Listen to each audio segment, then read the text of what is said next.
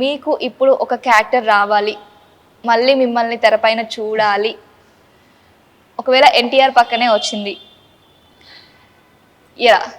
అంటే దైవ సంకల్పం ఎలా ఉంటే అలా జరుగుతుంది. కానీ ఒక మాటలో చెప్పాలంటే నా మాది ఆర్ట్స్ అకాడమీ మాది ఉంది, వర్ణ ఆర్ట్స్ అకాడమీ అని, వేర్ ఫైన్ ఆర్ట్స్కి పిల్లలకి నేర్పిస్తుంటాము. సో దానికి మోటో అంటారు కదా, నినాదం మేము అనుకున్నది.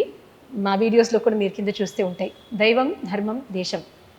సో దైవం ధర్మం దేశం ఇదే మా అకాడమీకి నినాదమే కాదు, నా లైఫ్కి కూడా నన్ను అడిగితే బేస్ అదే అనమాట. సో ఎలాంటి రోల్ వస్తే నేను చేస్తానని మీరు అడిగారు కాబట్టి ఈ మూడిటిని హైలైట్ చేసే ఏమైనా పాత్ర ఉంటే మేబీ, బికాజ్ నన్ను అడిగితే ఈ దేశంలో పుట్టాము, మనం భారతీయులుగా పుట్టాము, ఈ దేశంకి మనం చేయవలసింది ఇంకా చాలా ఉంది నిజంగా. అంటే మన పర్సనల్ అచీవ్మెంట్, మనకు పర్సనల్గా వచ్చే అవకాశాలని సద్వినియోగం చేసుకోవడం అవన్నీ ఒక ఎత్తు అయితే, దేశం కోసం నిజంగా చాలా చేయవలసింది ఉంది అందరికీ, అందరి రంగాల్లో. సో అలాంటిది ఏమైనా ఒక చిన్న ఆవగించంత కాంట్రిబ్యూషన్ నా వంతు ఏ రంగంతో ప్రస్తుతం కళల ద్వారా చేస్తున్నాను. సో మేబీ మీరు చెప్పినట్టు తెర ద్వారా కూడా ఏమైనా ఉంటే, ఇలాంటి ఒక ఐడియాలజీ ఉంటే తప్పకుండా చేస్తానేమో. Wonderfully said ma'am.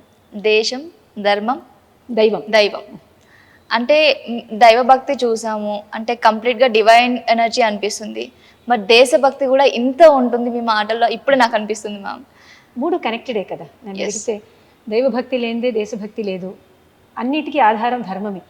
ధర్మం అంటే ఈ ధర్మం ఆ ధర్మం అని కాదు, డూయింగ్ వాట్ ఈస్ రైట్.